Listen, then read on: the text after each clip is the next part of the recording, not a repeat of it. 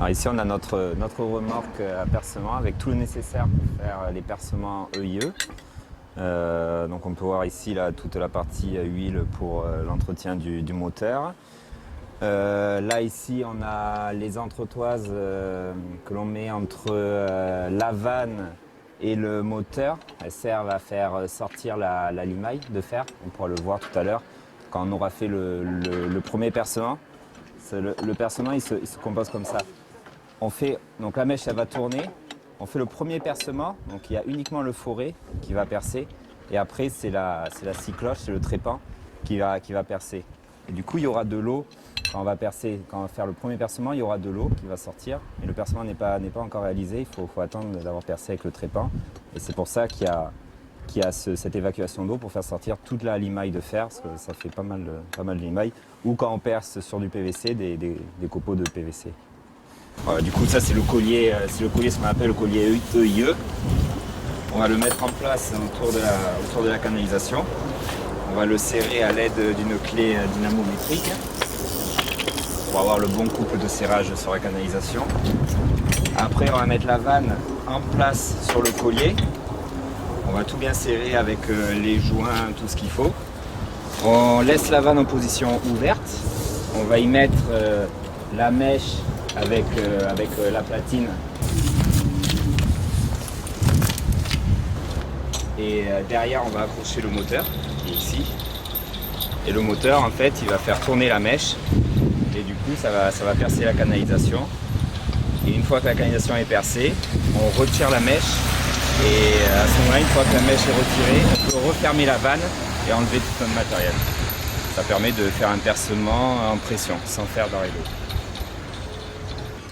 Avant d'utiliser le percement EIE, on est obligé de faire un arrêt d'eau, donc faire venir une équipe lyonnaise pour contrôler les vannes, vérifier que les vannes s'attrapent bien et ferment bien, et ainsi faire l'arrêt d'eau, donc couper la canalisation, mettre le T en place, mettre les pièces nécessaires.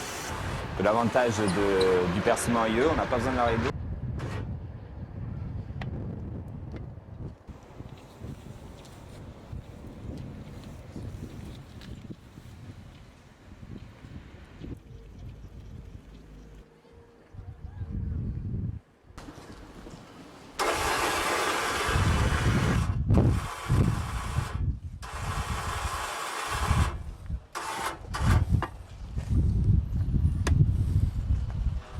Du coup, on installe le moteur sur la mèche.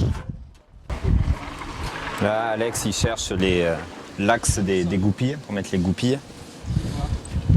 Parce que c'est ça qui va entraîner la mèche. On va brancher un câble de ce moteur à ce moteur thermique.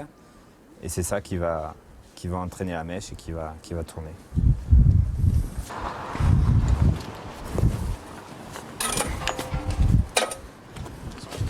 Ouais.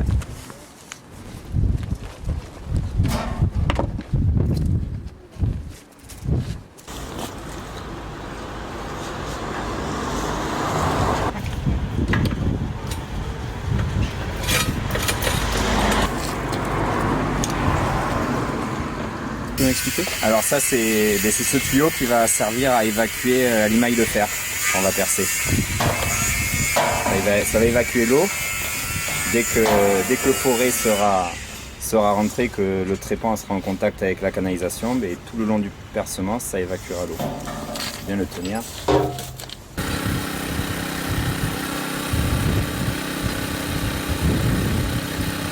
là, on peut voir que le moteur est en route. Alex est en train de visser sur la platine, il fait descendre la mèche, il va rentrer en contact avec la canalisation.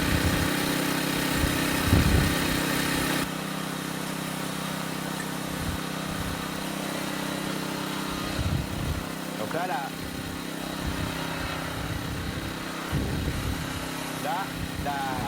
la mèche est passée.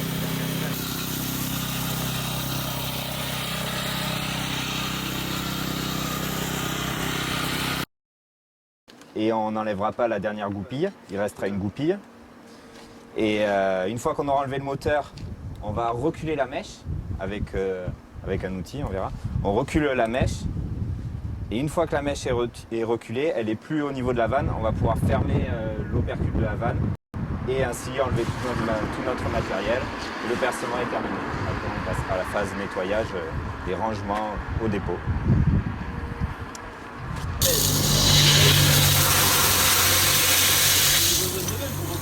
La canalisation. D'accord.